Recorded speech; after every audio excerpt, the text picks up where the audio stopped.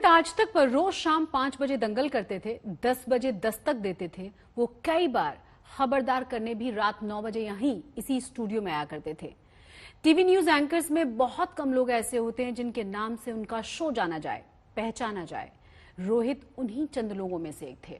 रोहित की खासियत थी कि वो स्टूडियो में हो तो बस सटीक, निर्भीक और सीधी बात दर्शकों तक पहुंचती थी। रोहित के पास अभी अपने करियर में और बुलंदियां हासिल करने के अनंत मौके थे।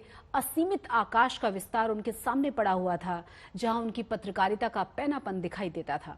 लेकिन काल को कुछ और ही मंजूर था।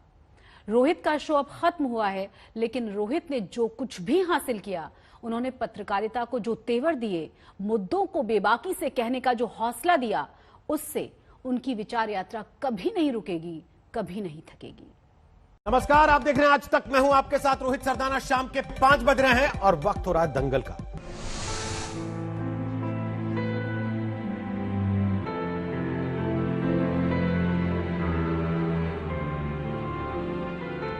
देश की धड़कनों के साथ जुड़ी हुई ये आवाज खामोश हो गई। नमस्कार, आप देख रहे हैं आज तक। मैं हूं आपके साथ रोहित सरदाना। शाम के 5 बज रहे हैं और वक्त हो चला है दंगल का। हो गया, सारी वैक्सीन आप ही मांग रही है ना, और तो देश में कोई है ही नहीं जो ये कह रहा हो कि वैक्सीन चाहिए। हम भी वही कह रहे हैं, लेकिन कहने का एक सुर है, एक लहजा, एक तरीका है, और उसी पे मैंने सवाल पूछा था, आपको चुप गया। यहाँ सबको समझ में आ रहा। देश के ज्वलंत मुद्दे के दंगल में जवाब देहों से सवाल पूछने वाली आवाज अब सिर्फ यादों की थाती रह गई। कि असल में मसला वैक्सीन पाना नहीं था, मसला बवाल बनाना था, जिसमें आप कामयाब हैं इस समय। तो रोहित जी, आपको लगता है कि वैक्सीन ना होने पर देश में सरकारें मेरा सवाल बड़ा सीधा सा है सुप्रिया जी, मुझसे लड़ने की आवश्यकता नहीं है, लोगों के प्रति मेरे से लड़ने की आवश्यकता नहीं है। मेरा बड़ा सीधा सा सवाल है, आपको वैक्सीन चाहिए था, आपने स्वास्थ्य मंत्री से बात की। मैं आपसे लड़ भी नहीं रही हूं। आपको वैक्सीन पाने के लिए स्वास्थ्य मंत्री के पास जाना था या मीडिया प्लेटफॉर्म पे प्रेस कॉन्फ्रेंस करने जाना था? इलेक्ट्रॉनिक मीडिया की दुनिया में जैसे वज्र गिर गया। देश के जाने माने और आज तक के चैनल के दिग्गज एंकर रोहित सरदाना को काल ने हम सभी से छीन लिया।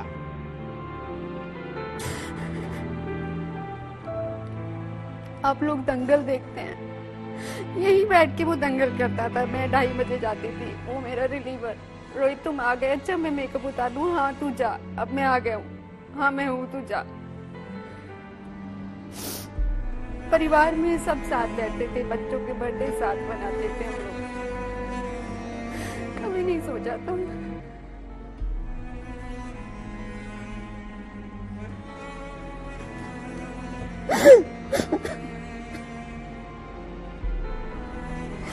अभी कोई खबर आए। I still believe. हम इतने फोन लेते हैं, मैं किसी को भी फोन करूँ बोले नहीं वो ठीक है, वो आ जाएगा वापस। इस दर्द की कोई इंतहा नहीं है। जिस साथी के साथ घंटों बातें होती रही हो, जिसका मुस्कुराता चेहरा आंखों के सामने नाचता रहा हो, हर किसी के सुख दुख में हमेशा खड़ा रहने वाले किरदार का यूं जाना, साथियों का कलेजा फट रहा है ये सोचते हुए, ये बोलते हुए कि रोहित सरदाना अब नहीं रहे। कल रात तक उनकी तबीयत ठीक थी, 10:30-11 बजे तक उनकी वाइफ उनके साथ थी। रात के 4 बजे अचानक से उनकी तबीयत बिगड़ती है और फिर उनको आईसीयू में शिफ्ट किया जाता है। उसके बाद डॉक्टर्स उनकी सेहत पर नजर बनाए रखते हैं और फिर दिन के 11-12 बजे के बीच इस तरह की खबर सामने आती है। बहुत मुश्किल है यहाँ पर नवजोत कुछ भी बता पाना, क्योंकि कोरोना के इस काल में इस तरह से बहुत ज्यादा मुश्किल हो रहा है। सिर्फ 42 साल, ये कोई इस दुनिया से जाने की उम्र थी? अभी तो उड़ान का वक्त था, अभी तो तमाम सपने पूरे होने बाकी थे, अभी कई मंजिलें बाकी थी। घर में पत्नी, 2 छोटी बेटियां, बेटियों के साथ रोहित की तस्वीरें, उनसे जुड़ी यादें साथियों को बेचैन कर रहे हैं। आंसुओं की धार फूट रही है। उनकी 2 छोटी छोटी बच्चियां हैं। हम सब ने देखा कि अपनी बेटियों को लेकर रोहित कितना ज्यादा पजेसिव, हर पिता अपनी बेटी के साथ होता है, लेकिन उनकी वो तस्वीरें मैं जब देखती थी तब लगता था कि बहुत छोटी बच्चियां हैं। उनके एक हंसता खेलता परिवार हमेशा एक फोटोग्राफ्स आई थी जिसमें लिखा हुआ था मेरे बेस्ट डैडी, और केक काटता हुआ पूरा परिवार दिखाई दे रहा है। उनकी 2 बच्चियां उनको प्यार करती हुई दिखाई दे रही है। वो बहुत छोटी हैं, वो एपीजे नोएडा में पढ़ती हैं, मेरे बच्चे के साथ में वो पढ़ती हैं। बहुत मुश्किल है उनके दर्द को बता पाना कि वो क्या सोच रही होंगी, उनके ऊपर क्या गुजर रही होगी। उनको तो इतनी समझ भी नहीं है, जो छोटी बच्ची है उसको तो इतनी भी समझ नहीं होगी कि पापा के साथ क्या हो गया। मैं इससे पहले की राजनीतिक सवाल पूछता, आपने खुद ही उसमें राजनीति ला दी है, लेकिन उसके पहले मैं एक चीज जानना चाहता हूं। जब आप खुद कह रहे हैं अनुपम खेर इतने पॉजिटिव आदमी है, पिछली बार जब ऐसा विवाद हुआ था तो उन्होंने कह दिया था उनको सलाह दूंगा प्राणायाम कर लें। इस बार ऐसा क्या हो गया जब आप कह रहे हैं कि नसीरुद्दीन शाह हैबिचुअल ऑफेंडर है, फिर क्यों रिएक्ट किया अनुपम खेर ने? आज तक की बुलंद आवाज थे रोहित सरदाना। रोहित के करोड़ों चाहने वाले थे। शाम 5 बजे उनके शो दंगल के लिए पूरा देश उनका इंतजार करता था। नमस्कार, आप देख रहे हैं आज तक। मैं हूं आपके साथ रोहित सरदाना। शाम के 5 बज रहे हैं और वक्त हो रहा है दंगल का। धाकड़ पत्रकार के तौर पर पूरा देश उनका लोहा मानता था। कभी झुके नहीं, कभी डिगे नहीं, सवाल पूछने में कभी हिचके नहीं। और इंटरव्यू था, आप कह के बार बार बात को घुमाना चाह रहे हैं। उसी इंटरव्यू में उन्होंने नसीर साहब ने बोला ना अनुपम खेर के बारे में, या तो अनुपम खेर के बारे में जब सवाल आया तो वो बोल दिए होते कि भाई ये अनुपम खेर पर इंटरव्यू कर रहे हो क्या मेरा? रोहित जी, जिस चीज पर इंटरव्यू कर रहे हो उस पर रहो। इंटरव्यू नहीं था जब भाई। उन्होंने कहा साइकोपैथ, उन्होंने कहा क्लाउन, तो जवाब तो आएगा ना सामने से। कभी सोचा नहीं था कि देश के सबसे होनहार पत्रकार के लिए, टेलीविजन के सबसे बेखौफ एंकर के लिए और अपने सबसे अच्छे दोस्त के लिए था शब्द का इस्तेमाल करना पड़ेगा। कोरोना की रिपोर्टिंग करते हुए ये भयावह सच हर जगह देखा। कभी सोचा ही नहीं कि इतने करीब से देखना पड़ेगा। रोहित सरदाना, मैं उनकी पत्रकारिता की स्टाइल की फैन थी और हूं भी। लोग बहुत कुछ बोलते हैं, लगातार बोला करते थे, पर रोहित को कभी कोई फर्क नहीं पड़ता था। सोशल मीडिया पर उनके तीखे कटाक्ष, टीवी स्क्रीन पर उनकी प्रेजेंस, रोहित के पास हर बात का तर्क था। हमेशा उनके पास शब्द कभी कम नहीं पड़ते थे। फिर सांसें क्यों कम पड़ गईं? ये जाने की उम्र नहीं थी रोहित, ये जाने का समय बिल्कुल नहीं था। तुम तो कभी नहीं हारते थे। इतना सरल नहीं है, तुम मांग लो सदस्यता। देखो, मैं टीएमसी से नहीं हूं ना अभी। नहीं टीएमसी से रहता तो मैं भी कोशिश कर लेता शायद।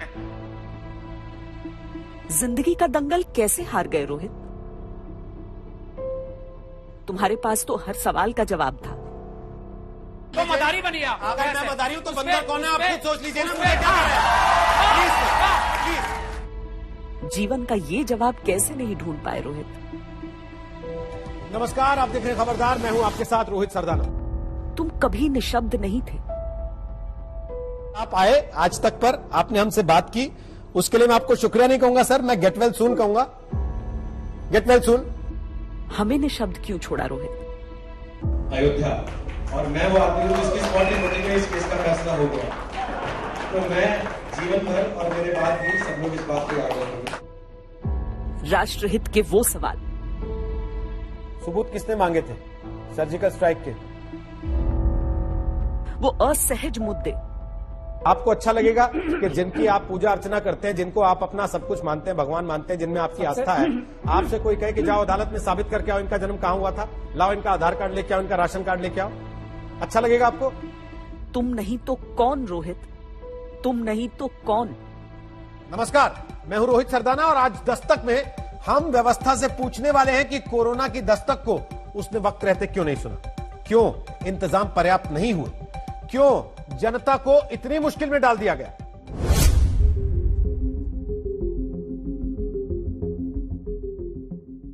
जब यह सब बीत जाएगा, या तो हम भी बीत जाएंगे या हम फिर मिलेंगे तो आंसुओं के साथ, फिर मिलेंगे बीते वक्त के साथ।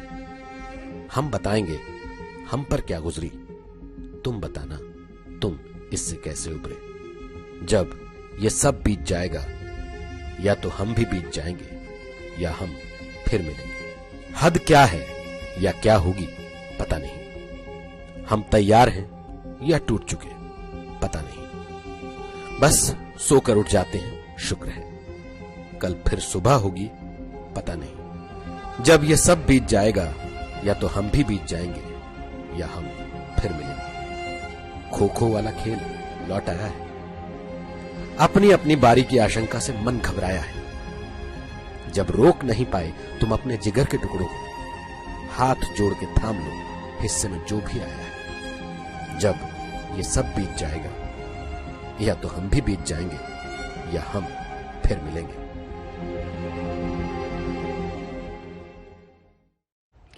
आज हम आपको मुंबई के एक ऐसे दंपत्ति की कहानी दिखाने जा रहे हैं जिनकी अपनी जिंदगी में बहुत सारी परेशानियां हैं, पर वो उन्हें दरकिनार रख के कोरोना मरीजों को मुफ्त में ऑक्सीजन सिलेंडर पहुंचा रहे हैं। अपनी 80 ज्वेलरी बेचकर इन्होंने गरीबों के लिए 8 ऑक्सीजन सिलेंडर खरीद लिए हैं। 16 साल टीचर रही और अब बेड रिडन हो गई रोजी सल्धाना और उनके पति पास्कल सल्धाना अब तक 8 लोगों की जिंदगियां बचा चुके हैं। मुंबई के मालवड़ी में रहने वाली रोजी डायलिसिस पर हैं। ब्रेन हैमरेज हो चुका है, कोमा में भी जा चुकी हैं, पर इस हाल में भी दोनों पति पत्नी में दूसरों की मदद करने का जज्बा है। ये कोरोना मरीजों को मुफ्त में सिलेंडर देते हैं। रोजी के सुझाव पर पति पास्कल सल्धाना ने रोजी की 80,000 की ज्वेलरी बेच दी और उससे 8 ऑक्सीजन सिलेंडर खरीदे। जिस भी कोरोना मरीज को जरूरत होती है उसे ये सिलेंडर देते हैं और काम हो जाने के बाद उसे वापस लेकर दूसरे जरूरतमंद की मदद करते हैं। सल्धाना परिवार ने गरीबों को अनाज देकर भी उनकी मदद की है। हालत तो बहुत खराब है मुंबई में, क्या कर सकते हैं, बहुत खराब है। तो इसमें हमारे पास जितना हो सके हम करते हैं। हम कोई पैसे वाले नहीं है, हम भी एक मिडिल क्लास के आदमी है। हमारे से हमारा वाइफ बोला जितना होता है उतना करो, हम कर रहे। जैसे क्या है, हम फ्री में ही दे रहे। जैसे कोई अगर कोई आते, मतलब अच्छे लोग आते तो उन लोगों को रिफिलिंग का जो है वो 500 रुपये देके जाते हैं। क्यों देके जाते हैं, बोलते नहीं हम हमारे पास है, अब कोई दूसरे को भर के दे दो, ठीक है। तो कैसा है, फाइनेंशियली ऐसा है क्या, अगर कोई देता भी है, मतलब वो देता है तो कुछ काम आता है और वो गरीब को भी दे देता है, मतलब फ्री में भी दे देता है। कई साल पहले रोजी की किडनी फेल हो गई थी, तब से उनकी डायलिसिस होती है। रोजी कई बार कोमा में जा चुकी हैं, उन्हें ब्रेन हैमरेज हो चुका है, वो चल फिर नहीं सकती। परिवार रोजी के इलाज पर 2 करोड़ से ज्यादा की रकम खर्च कर चुका है। आज तक ब्यूरो। महाराष्ट्र में कोरोना से बुरा हाल है। राज्य सरकार का मानना है कि महाराष्ट्र में लॉकडाउन जैसे प्रतिबंध लगाने की वजह से केसेस बढ़े नहीं हैं। अगर सरकार ने ये नहीं किया होता तो अब तक राज्य में कोरोना के 9 से 10 लाख एक्टिव केस होते। फिलहाल जो स्थिति है उसे देखते हुए और कड़े प्रतिबंध लगाने की जरूरत नहीं है। आज जनता को संबोधित करते हुए मुख्यमंत्री उद्धव ठाकरे ने कहा है कि 1 मई यानी कि कल से वैक्सीन की उपलब्धता के हिसाब से 18 से 44 आयु वर्ग के लोगों को भी वैक्सीन लगाई जाएगी। जी एक शक्यता होती 9.5-10 लाख ऍक्टिव्ह पेशंट आज आपल्या महाराष्ट्रात साधारणतः आपण आज 6-6.5 लाखापर्यंत स्थिरावून ठेवलेली आहे। अजूनही रुग्णवाढ उतारायला लागलेली नाहीये, पण वाढ होत होती ती मात्र आपण थांबवलेली आहे, एक स्थिरावलेली आहे। पहिली लाट येऊन गेली, दुसरी लाट ही आता आपण अनुभवतो आहोत, पण तिसरी लाट येणारच नाही असं कोणी खात्रीपूर्वक सांगू शकत नाही। किंबहुना आता तज्ञ म्हणायला लागलेले आहेत की तिसरी लाट ही सुद्धा येणार आहे। मग आतापासून आपण तिसऱ्या लाटेच्याही संकटाला तोंड देण्याची तयारी ही सुरू केलेली आहे। हे आता आपण ऑक्सिजन वगैरे जे काही वाढवतो आहोत त्याला कदाचित आणखी 8-15 दिवस लागतील।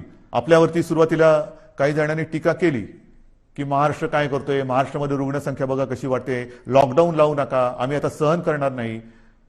पण आता जर का आपण तो लॉकडाऊन सारखी परिस्थिती, निर्बंध लावले नसते तर काय परिस्थिती झाली असती हे देशातलं इतर चित्र बघितलं तर लक्षात येतं।